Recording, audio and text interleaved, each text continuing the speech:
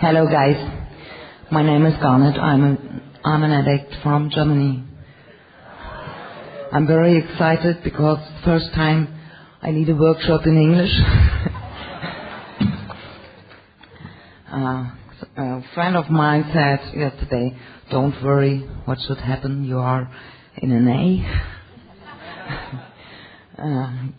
There's only one thing you can make wrong. It's to try to do everything right. Okay. Welcome to the Embracing the Gift of Recovery workshop of WCNA 31. My name is Garnet and I'm an addict. And I have to ask you if there are any announcements before opening the meeting. Nothing? Can we please open this meeting with a moment of silence, followed by the Serenity Prayer?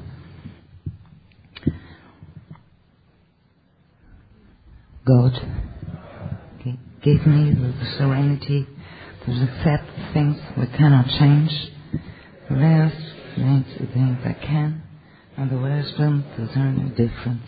Thank you. Emily has been asked to read what is a Narcotics Anonymous program.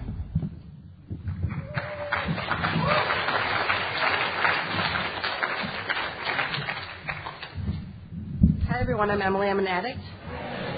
What is a Narcotics Anonymous program? NA is a non-profit fellowship or society of men and women for whom drugs have become a major problem. We are recovering addicts who meet regularly to help each other stay clean. This is a program of complete abstinence from all drugs. There is only one requirement for membership, the desire to stop using. We suggest that you keep an open mind and give yourself a break. Our program is a set of principles written so simply that we can follow them in our daily lives. The most important thing about them is that they work. There are no strings attached to NA. We are not affiliated with any other organizations. We have no initiation fees or dues, no pledges to sign, no promises to make to anyone. We are not connected with any political, religious, or law enforcement groups and are under no surveillance at any time. Anyone may join us regardless of age, race, sexual identity, creed, religion, or lack of religion. We are not interested in what or how much you used or who your connections were, what you have done in the past, how much or how little you have, but only in what you want to do about your problem and how we can help. The newcomer is the most important person at any meeting because we can only keep what we have by giving it away. We have learned from our group experience that those who keep coming to our meetings regularly stay clean.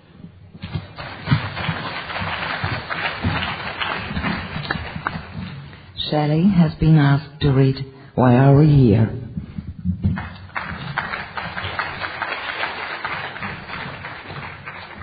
Hi family, my name is Shelley B., blessed and grateful recovering addict from Queens, New York. Why are we here? Before coming to the Fellowship of NA, we could not manage our own lives. We could not live and enjoy life as other people do. We had to have something different, and we thought we had found it in drugs. We placed their use ahead of the welfare of our families, our wives, husbands, and our children. We had to have drugs at all costs. We did, many people great harm, but most of all, we harmed ourselves. Through our inability to accept personal responsibility, we were actually creating our own problems. We seemed to be incapable of facing life on its own terms. Most of us realized in our addiction we were slowly committing suicide. But addiction is such a cunning enemy of life that we had lost the power to do anything about it. Many of us ended up in jail or sought help through medicine, religion, and psychiatry. None of these methods were sufficient for us. Our disease always resurfaced or continued to progress until, in desperation, we sought help from each other in Narcotics Anonymous. After coming to NA, we realized we were sick people. We suffered from a disease from which there is no known cure. It can, however, be arrested at some point, and recovery is then possible. Thank you. At this time, I would like to introduce our first speaker, Hans, from Switzerland.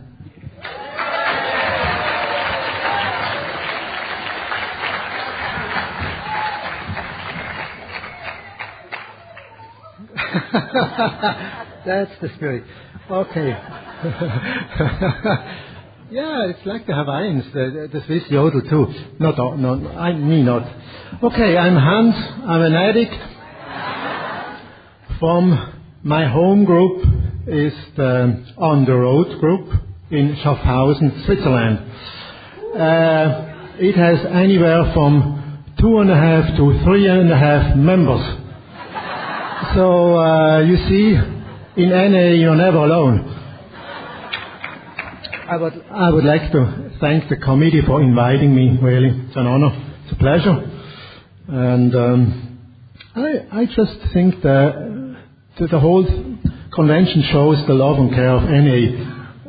It's symbolized by this thing for me. I don't know. It's some of you might not know what it is for, but it's something for the chronologically handicapped. Or the vain guys who don't want to wear glasses, like me. Okay. But it's really thoughtful, it's loving, really. Okay. Earlier on a convention somebody said that his higher power had a sense of humor because he had to speak on a topic he had difficulty with. It was about trust, trust, and the speaker explained why she had difficulty with trusting and so on. And I said, well, I thought that's not the case for me, embracing the gift of recovery, piece of cake, no problem. And then I thought about, well, wasn't it something about the gift issue, I often think I don't need a gift, I don't deserve a gift, if I need something I buy it, I don't, and in consequence, I don't think others need gifts. And they should buy it, or whatever, or maybe they don't deserve it either. So there's a bit of a problem there, So, but of course, I see recovery as really a gift. Just to say you where I come from, I tell you one episode from my using days. It was about 5 p.m. about 18 years ago. 5 a.m. about 18 years ago. I was waking up in a strange woman's bed because the sirens were going in the town and police cars were driving through the streets and explaining something through the loudspeakers. I couldn't get it because I was totally loaded. But what I did, I put on my clothes and went home to my apartment. And in addition, I was on call at that time. I was supposed to be on call, and if something, I would have to go to work. If there was a call. Later, I found out that the sirens were about a big accident in a pharmaceutical firm in my town. It was a fire. And the police were trying to tell the people, everybody, to stay inside, close the windows, close the doors, because there was the danger of toxic fumes, But I thought, I didn't check it. I just went alone home through the very empty streets, Of course, that didn't make me stop using. I denied it. I forgot about it. I just remembered when I came in the rooms that, and it still makes me cringe. These things. Being in a strange woman's bed, being on call, being not responsible there, and not protecting myself, even in the shouting through loudspeakers, I couldn't get it, It's important that I tell this, because sometimes I think, well, I'm at a high bottom, I was a functional addict, I always worked and stuff, but often my higher power protected me by a health from catastrophe, Well, later I did actually hit bottom. It was, in retrospect, a very good thing, but at the time it was a terrible, terrible time. It took me about a week of utter despair, isolation, fear, hatred. A lot of negative emotions came together, triggered by a girlfriend of mine left for the second time because of my using. And but that was just a trigger. I didn't care too much of the girl, but I just fell into that state, and the drugs had stopped working at that time, at exact that time. I couldn't get any relief from the drugs anymore, and I just got comatose for a few hours, then used again, and the pain just wouldn't go away. And I actually didn't know what to do. I was at my wit's end. Later, I compared it to when I was taking the driver test, driving. I cannot discern left from right when I'm under stress. So I took it 3 times, and I managed on one of these tries to get the car into a corner and not being able to drive away myself. So I had to get out of the driver's seat, let the people, the person who gave the test, drive the car home, back, you know. Of course, the test was finished at that time, but that was the situation I was in. I knew I had put that car, my life, into that corner, and I didn't know how to get out, you know. It took me 1 week of immense suffering. That was my burden. I had prepared myself for many other things to happen, you know, accidents or loss of jobs or whatever, you know, illnesses, prison, whatever, you know, and then that came. How had that engineer very clever. So finally I called the Outer Fellowship. I had heard about it, but because of the God issue, I never wanted to do anything with that sect. Anyhow, I called. 2 hours later, I was on my first meeting, and I was very welcomed. And that was actually the turning point in my life. NA. I had a friend who wanted to start NA. There was no NA in Switzerland. He talked to me about it, and I said, do it, you know. It's not for me. I'm not an addict. Actually, my higher power put me into NA. I just want to tell you that. The friend said one of these days, there will be a meeting at another friend's house. Will you come? I said, yeah. If you would have told me that it was an NA meeting, I wouldn't have come. But there I was, and he said, this is going to be an NA meeting. And I almost fell off the chair, you know, because I knew all those people from the Outer Fellowship.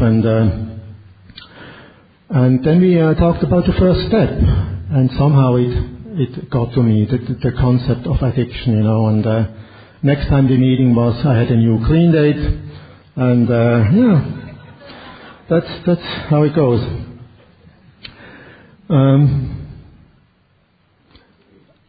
For me, it was a new life, you know. Coming to the fellowship was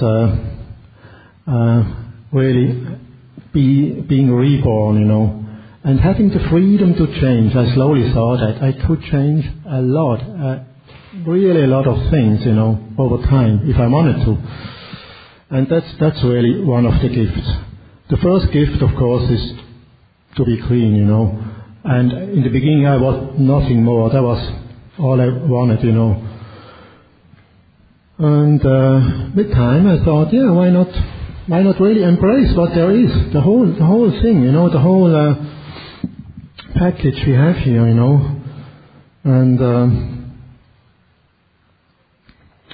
it was given to me, the gift of recovery. It was given to me. My job is now to preserve it, to keep it shiny, you know, to work on it all the time, and to give it away, so I can keep it. Of course, I got a lot of other gifts. When I came into fellowship, I was alone. I had no plans of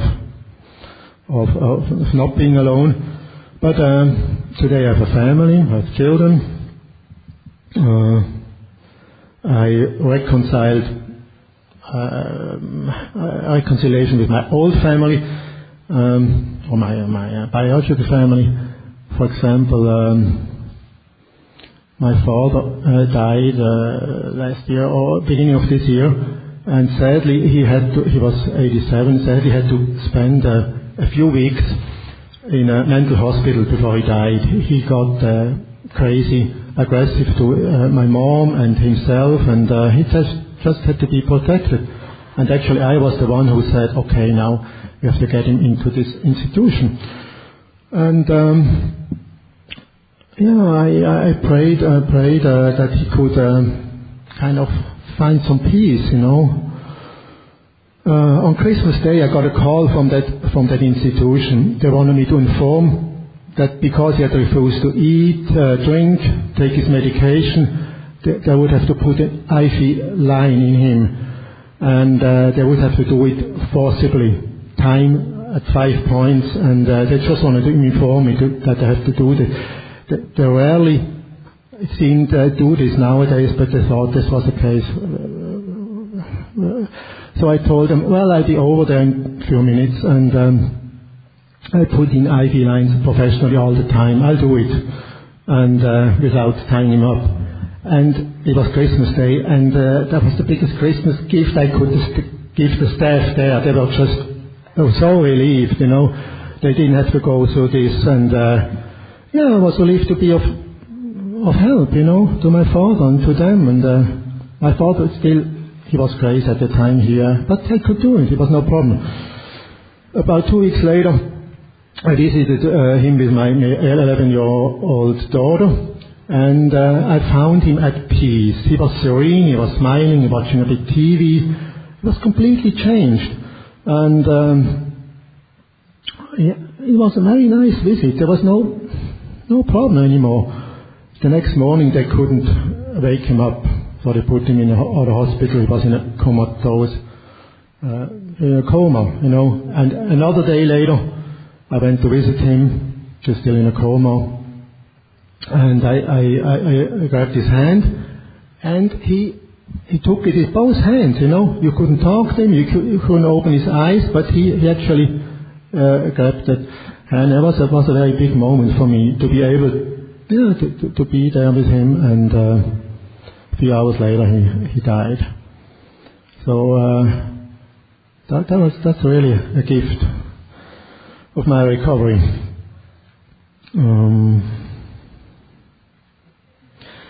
Recovery for me is, of course, the steps. It's about the steps, It's in the steps.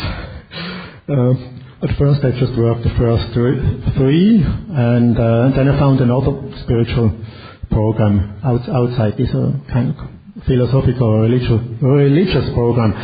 And I was very happy with that, I prayed for it.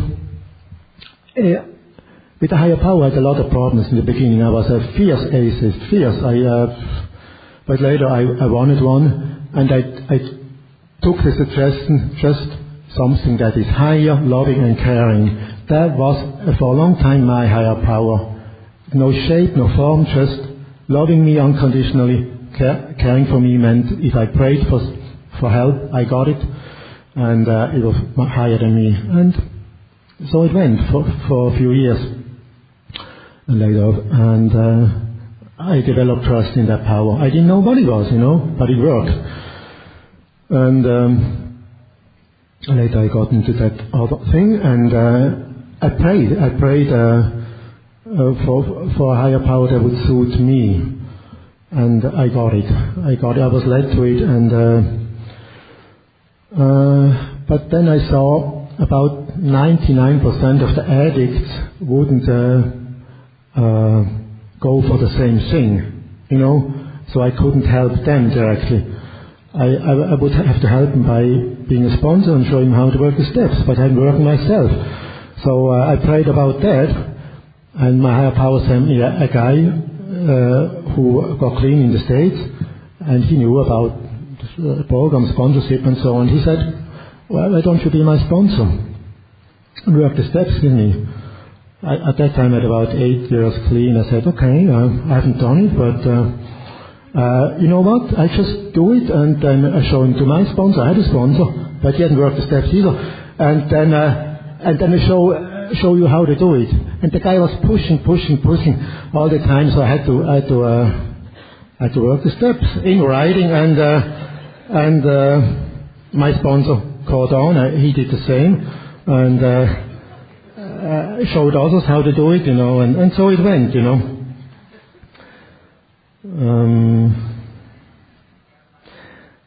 Well,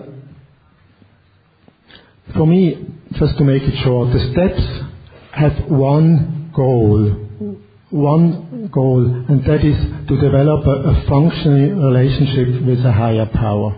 That's for me the essence of the steps, If you have that, then you're okay, My job is to intensify and to deepen that relationship with my higher power once I got it.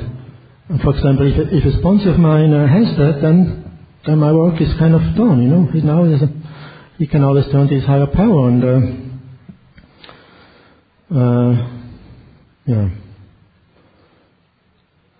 Today, I would say I don't have problems. There was a meeting called Unresolved Problems. I said, well, I don't need to go to that. I've just the things to work on or work through, but unresolved problems, no, really, it's not for me. It's just things to... One thing to work with and work through is my wife. She is a gift from a higher power, just to tell you. Because early recovery, so relationships, that's one thing to turn over. Higher power, you tell me when, if, when, and who. And when I was at the point of really believing that, it was really, no question about it, a person showed up, and I saw, yeah, of course, I would never chosen that person, but it's my wife now. So I thought it was a higher power thing. It's a gift, but still today I think, what kind of a gift is that sometimes, And then I say, well, that's probably no mistake, it's probably something I have to work through somehow, and I do a lot of swimming. And during that time, I maybe do a 10th step on it, and an 11th step, and after a few hours, I see why it is that way. She can still push my buttons, that's really a gift. To have somebody near you who still now can push your buttons, and so you can change, I can grow, And, just about swimming. One thing, I like to swim, I have to say that, it's maybe an obsession, maybe a compulsion. Just before the meeting, I came out of the water second time. I had my 3 miles done, and when I came out on the beach, they had 3 people were pushing about 80-year-old lady in a wheelchair into the sea, up to her knees in the wheelchair, and she was having the greatest time. She was laughing, and it was the greatest time. So please, if you ever see me in that state, push me with a wheelchair into the sea if I can go alone, But maybe before that, push me to a meeting. And okay, just to finish up, the greatest gift, actually, that is my higher power. The greatest gift I've gotten in my recovery. My higher power explains a lot of things and everything to me. Everything. It's my job to study it, to contemplate it, and to meditate on it. And I do that since about 12 years. And I learned some discipline, and there are some results. And I see where I can go. I know where I can go, but I sometimes feel it too. And you can go to a state of utter bliss, total happiness, no fear, no, just, I can see that I can go there, but, how do you say it, the thing about it is, my higher power tells me I can only have it, not even have it, give it away, if I want it for others too, I can only have it if I want it for others too. That's the catch, the catch. So it's like the program, I can only have it if I'm prepared to give it away. And with that I close. Thanks for listening.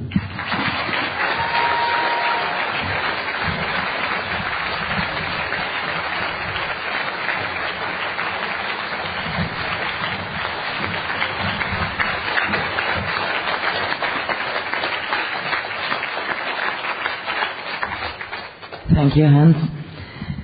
Now I would like to introduce our second speaker, Susan Lee from Minnesota.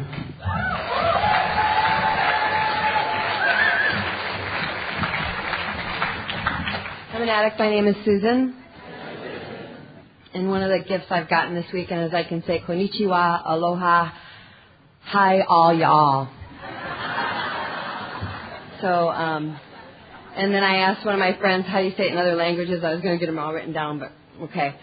So, thank you, Hans, for sharing. I'm honored that WICNA 31 thought that I had something to give away. I believe that's a direct result of working the 12 steps of Narcotics Anonymous. My sponsor is the best sponsor in Narcotics Anonymous. And if you need the best sponsor of Narcotics Anonymous, I'll be happy to give her your number, give you her number afterwards. Oh, she'll kill me. So with that said, I'm really nervous. I feel overwhelmed when I look at some of the sea of faces I see in front of me, those of you that I know and that I don't know. And I've come to believe in Narcotics Anonymous that diversity is our strength.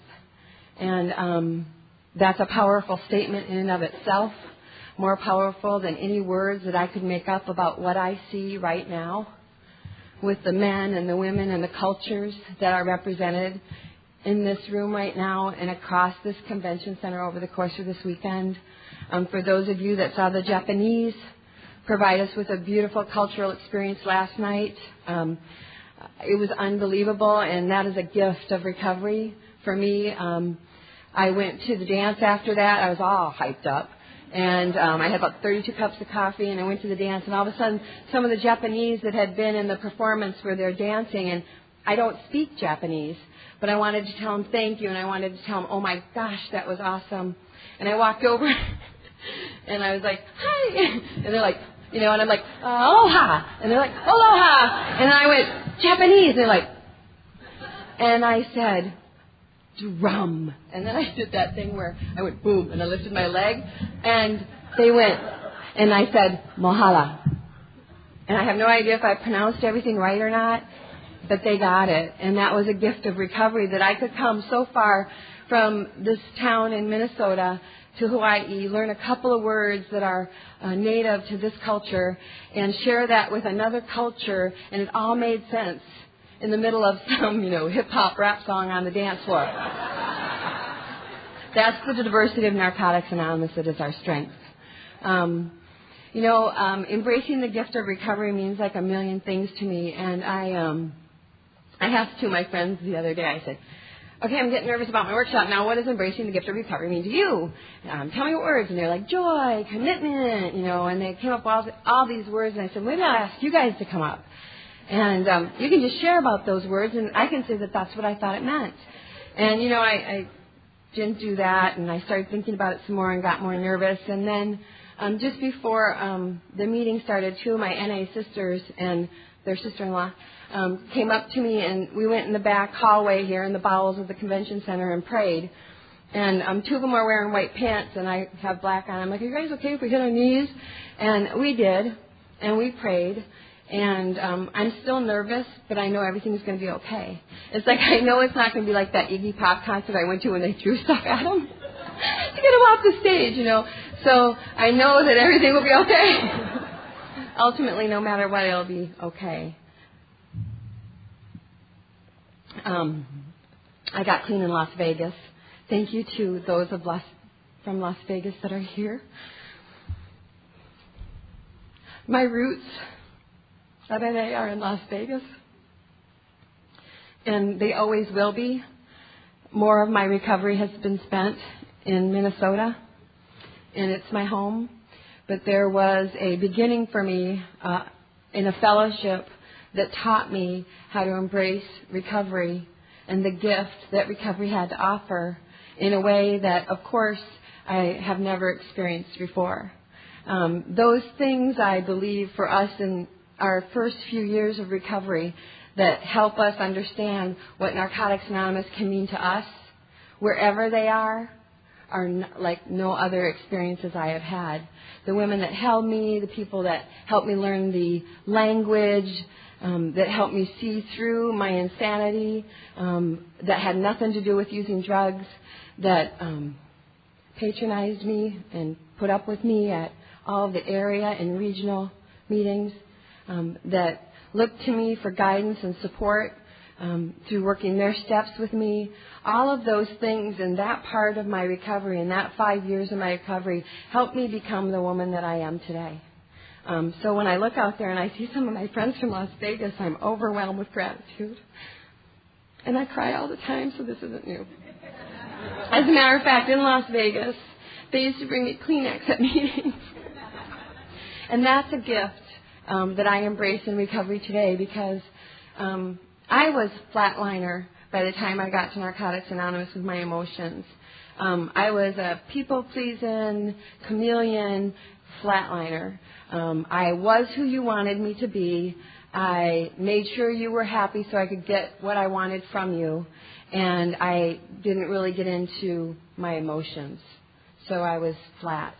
And Narcotics Anonymous released my passion for living, my passion for the steps, my passion for experiencing life and embracing recovery for all it has to offer.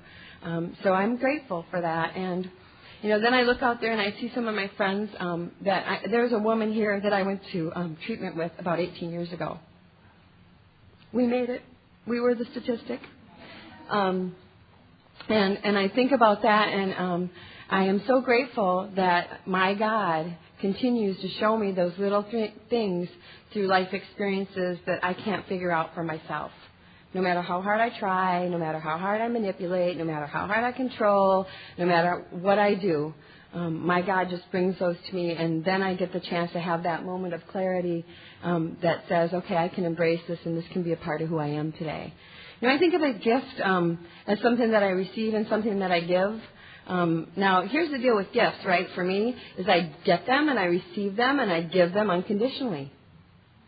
When I give somebody a gift, I'm like not expecting a thank you card, or for them to get me a gift next time it's a special occasion for me.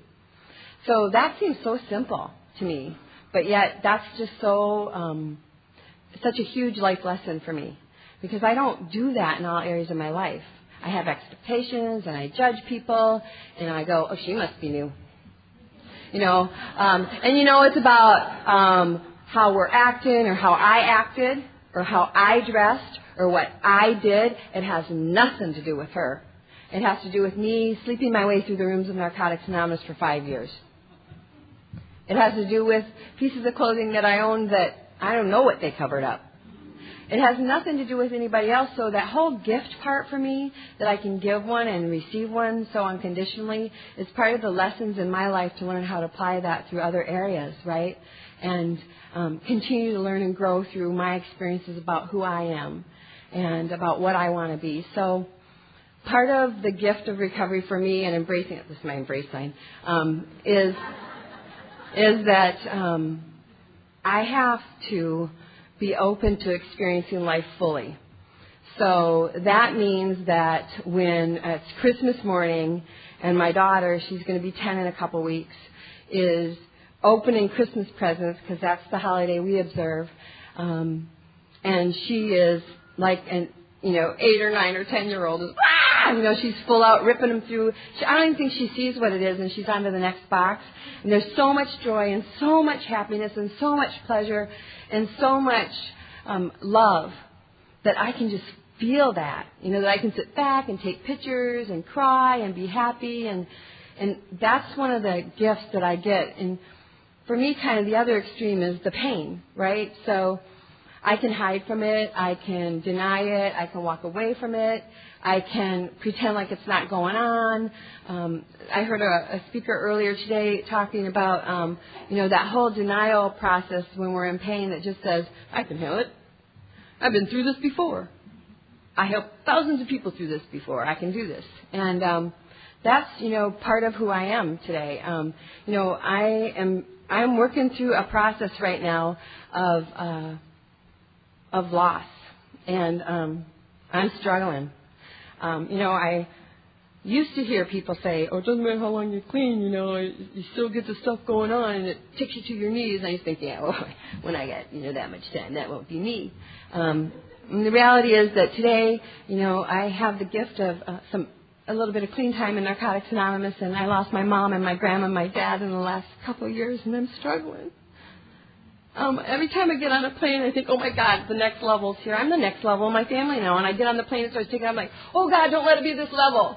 None of them died in a plane crash, but, of course, that's where my dope fiend brain goes, the drama. Oh, my God, I'm going to die on the plane. And, I can't go to Hawaii. It's like that's how fast it works for me. It goes from a semblance of reality and embracing the fact that I got the opportunity to take care of my mom when she was dying. And then I got the opportunity to take care of my grandma because of Narcotics Anonymous. So I hate how my face looks when I cry. Oh, I used to have this sponsee that would go like this. I can't look at him when I cry. So I told her to look to the side.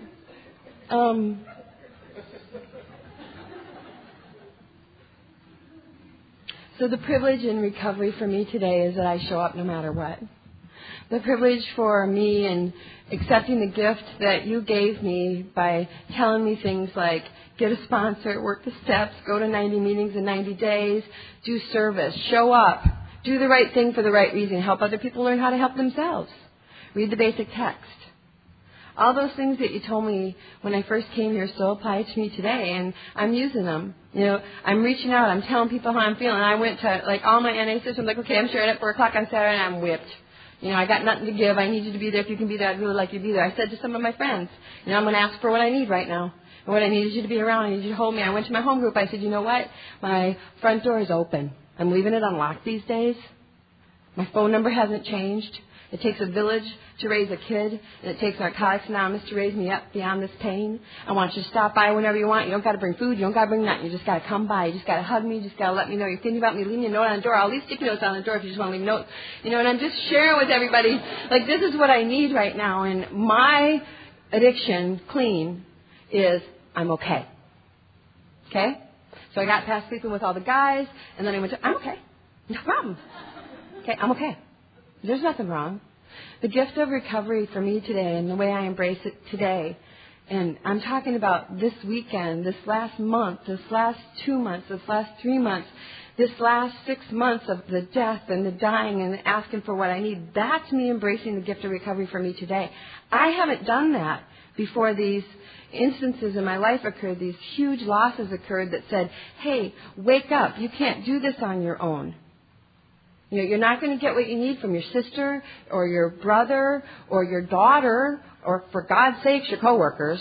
Right? You walk down the hall 3 days, you get 3 days off, boom, you're back. That's it. That's over. Okay, society, thank you very much.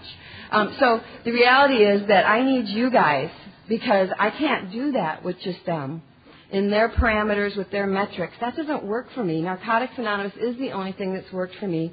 It's the only thing that I've been able to stay clean behind. It's the only thing that's made me, I am a productive member of society. I am a responsible, productive member of society. In my community, this isn't about how good I am. This is about everything I've wanted to become. I've wanted to become like a member at my daughter's school that other parents respected. I got them fooled. None of them know I'm a dope fiend. Did you read today's reading about anonymity, right? Okay, we don't got to tell everybody, look at me, I'm a recovering dope fiend, look at how good I am. I just walked in there because I was Vonnie's mom, and I started volunteering. And I'm a productive member of society today. There's a few elderly folks that live in my neighborhood, and I go do things for them because I want to, because it makes me feel good about who I am. To me, that's part of embracing recovery. It's not just everything's different for everybody, but for me, it's not just going to NA meetings and hanging out in the rooms and white-knuckling it through life. I don't want that. For God's sakes, other than the meetings, that's what I had before I got here. I want to embrace everything that this program can be for me, which I believe is a stepping stone to life. I'm not going to leave, and I have a resentment to all those people that stick around for a while and do leave. I'm going to keep going to meetings. I'm going to keep doing the things that you taught me. I'm going to keep showing up no matter what's going on in my life, whether it's Christmas morning or my mom just died. And I'm gonna do those things because I know ultimately that's the gift. That's what I get. Through that process, Hans talked about his higher power. He talked about that being the ultimate gift. And I got here and I was an atheist. My first higher power was a light bulb. You turned it on, it got hot, you touched it, you got burned. It was simple then. And that's what, that's how it works for me. And through this program, I can tell you I have a loving God in my life today, that God has come to me in good, orderly direction for me. It means that I can seek guidance from friends and that I can reach out to them and say, I'm screwed up. I need help. It means that I can, give guidance to others even when I think I got nothing to give. The women that I sponsor, they mean the world to me.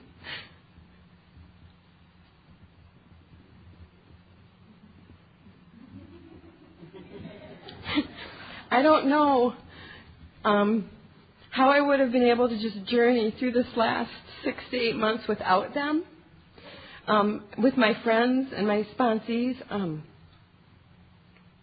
I haven't missed work, other than the 3 days I got off. I haven't had to do things that put me back into areas that are not healthy for me. Right, so I haven't had to use, I haven't had to have random sex with a stranger, I haven't had to spend so much money on my credit card that I feel so good that day wearing that out, but when I get the bill the next day I can't pay my mortgage. I haven't had to do things that are just not good for me. What I can tell you is that recovery for me is like a total package. It gives me the steps so I can find a God, so I can become to get to that woman that I want to be. I was a good daughter. At 5 years clean, I made the commitment behind a night step to move back to Minnesota to help take care of my mom because she was sick. 13 years later, she died. Did I want to leave my friends in Las Vegas? No, because I was going to be president of NA there. But I did, right? Because of the steps. Not because of some wonderful person that I am.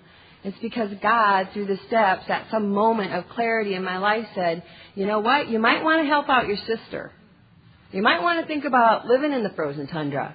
You might want to just go there. And, the reality for me today is I don't make those decisions because of who I am. I make those decisions because of what you gave me, because of the gift of recovery, because I do choose to embrace it. I want it all. I am a dope fiend. I want it all. I don't need it all right now anymore. I just want it. I want to continue to be a productive member. I want to continue to walk through this pain. I'm reaching out and doing some different things and trying some different avenues to get through the pain. And, I know that there's another side. I went to the grieving workshop today. I walked up to one of those speakers. I said, thank you for letting me know I'm not crazy. That validation was enough to get me through today. And that's how I embrace it today. Recovery to me is the ultimate gift. And through the process of finding Narcotics Anonymous through an H&I meeting at that treatment center that we were at together so long ago, I got the chance to find you people. And finally, for the first time in my life, I'm a part of you. I was always on the outside looking in, and now I'm on the inside reaching out. And I feel good about that today. I just want to thank you for listening. I feel so glad to be clean. I don't know how to tell you that because I know you know it. But I am so glad just to be clean today. To be, the whole frosting, icing on the cake thing going on right now with Hawaii and all these people. I mean, that's just more than I can even, put into words. But the bottom line is I'm glad to be clean. I'm glad that I have a sponsor. I'm glad that I go to meetings. I'm glad that I'm open to learning about life on life's terms, even when I don't like it or it feels bad. And I'm really, really super grateful that you were here today and allowed me to share with you. Thanks.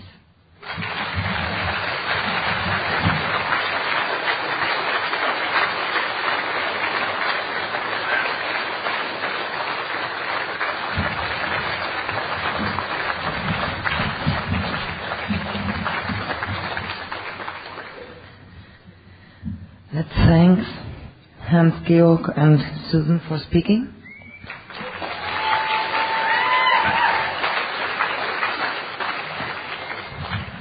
Now we have a few minutes if someone wants to chair.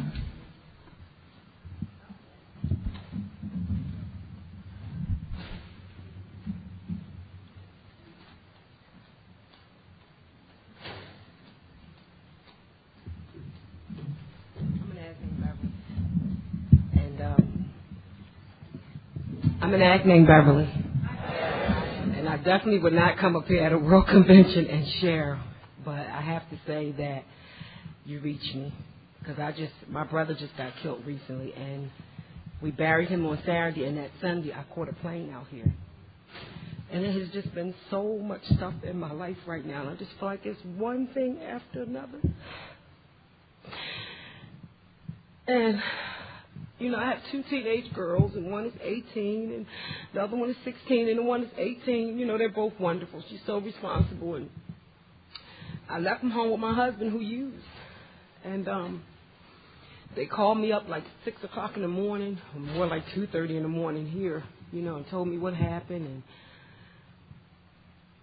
I've just been crying so much. And at one point I thought, I got those 3 days off of work and I cried each day and I went back to work, and everything that you said through the help of my sponsor and, I have a sponsee and a couple of them and just people being in my life. I have such a wonderful support group, like they helped me get through this. And I woke up 6 o'clock this morning crying, and I went in the bathroom and I tried to use my cell phone to be quiet because I have somebody that I came out here with.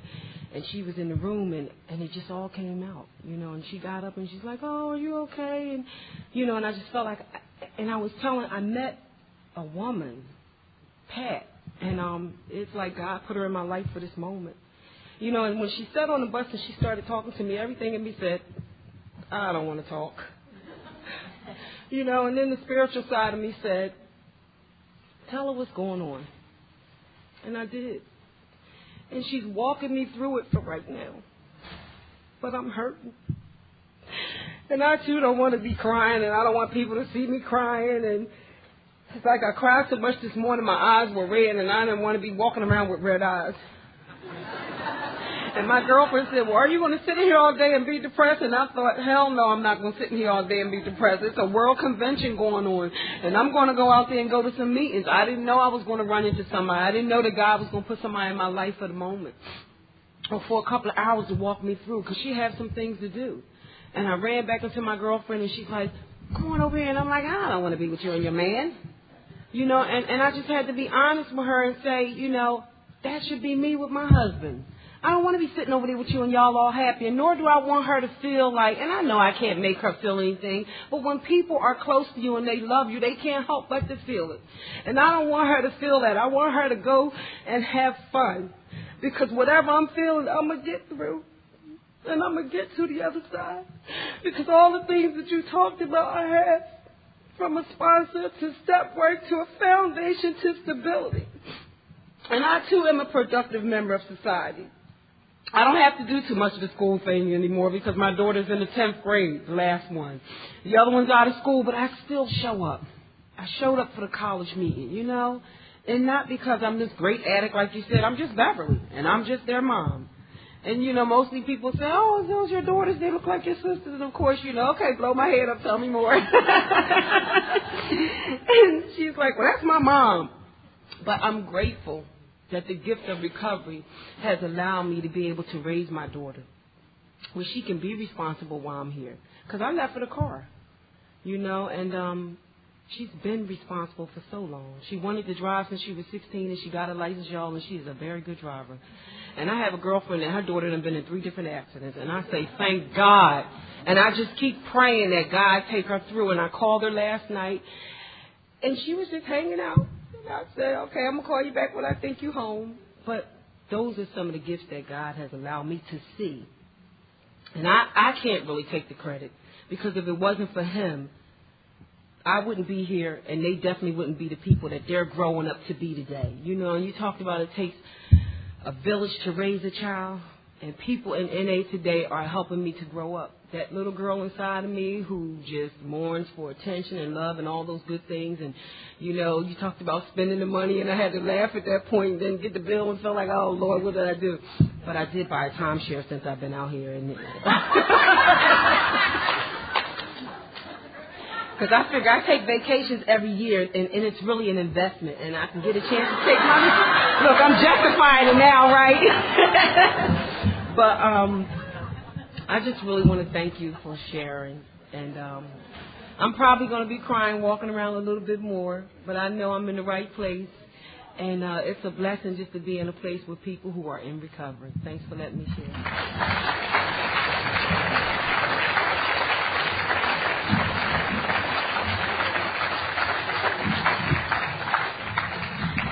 We have another 3 or 5 minutes if somebody wants.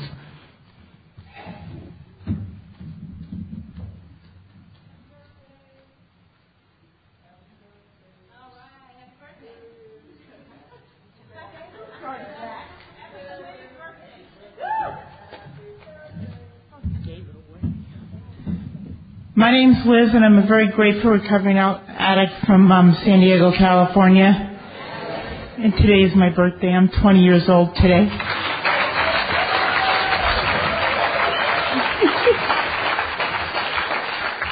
You know, it's really, really, really awesome to be here in sunny Hawaii. You know, and they threw this huge party for my birthday. I'm going around telling people that and laughing about it, you know. But you know what? I love being in recovery. And it's been a long 20 years. Struggled a little. I've been through my ups and downs in recovery with my daughter. Been through surgeries, married, divorced. Boyfriends, no boyfriends, jobs, no jobs. You know, and when I went through my first surgery, sober and clean, you know, they were giving me medication because I had serious back surgery, and luckily I had some 5 years or 6 years or whatever it was, my first surgery, and I told them no drugs, no dope, no Vicodin, I don't want any of that shit. Of course, when you have the surgery and right after, they have to pump you full of stuff so you don't die of the pain, but I never went home with any mind-altering chemicals. I didn't want them. You know, I had to have them while I was in the hospital on my various visits, and it was horrible. I didn't like being loaded. It was awful, you know, and I'm so glad I don't have to go out and find that next rock or that next joint or that next drink or whatever it is, you know, because it's all just one big old thing, you know. I'm really glad that I'm here. Both of my sponsors are on vacation elsewhere from San Diego, so I can't even call them.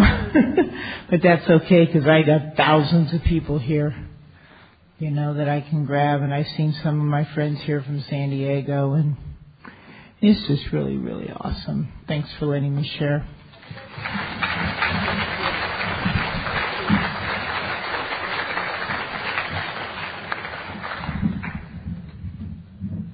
Thank you, Liz.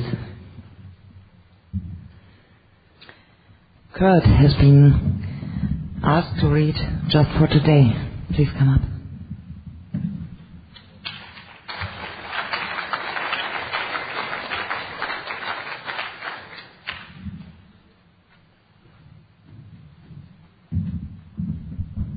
Hi, my name is Kurt. I'm an addict. Just for today, tell yourself my thoughts will be on my recovery, living and enjoying life without the use of drugs. Just for today, I will have faith in someone in NA who believes in me and wants to help me in my recovery. Just for today, I will have a program and will try to follow it to the best of my ability. Just for today, through NA, I will try to get a better perspective on my life. Just for today, I will be unafraid. My thoughts will be on my new associations, people who are not using and who have found a new way of life. So long as I follow that way, I have nothing to fear.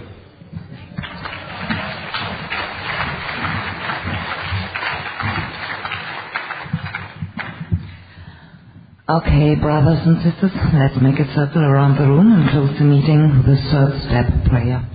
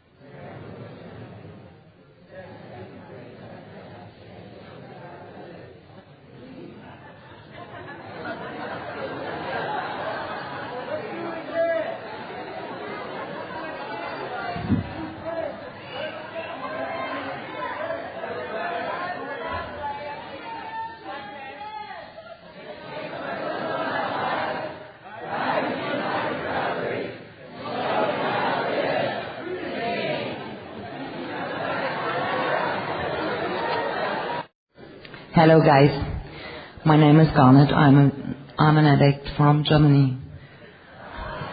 I'm very excited because first time I need a workshop in English. A friend of mine said yesterday, don't worry, what should happen, you are in an A. There's only one thing you can make wrong. It's to try to do everything right. Okay. Welcome to the Embracing the Gift of Recovery workshop of WCNA 31. My name is Garnet and I'm an addict. And I have to ask you if there are any announcements before opening the meeting. Nothing? Can we please open this meeting with a moment of silence, followed by the Serenity Prayer?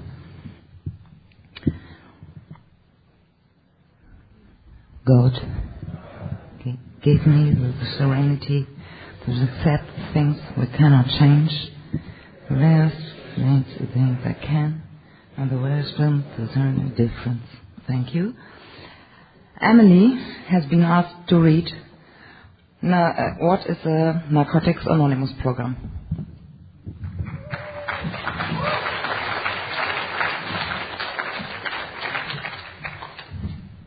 Hi everyone, I'm Emily. I'm an addict. What is the Narcotics Anonymous program? NA is a nonprofit fellowship or society of men and women for whom drugs have become a major problem. We are recovering addicts who meet regularly to help each other stay clean. This is a program of complete abstinence from all drugs. There is only one requirement for membership, the desire to stop using. We suggest that you keep an open mind and give yourself a break. Our program is a set of principles written so simply that we can follow them.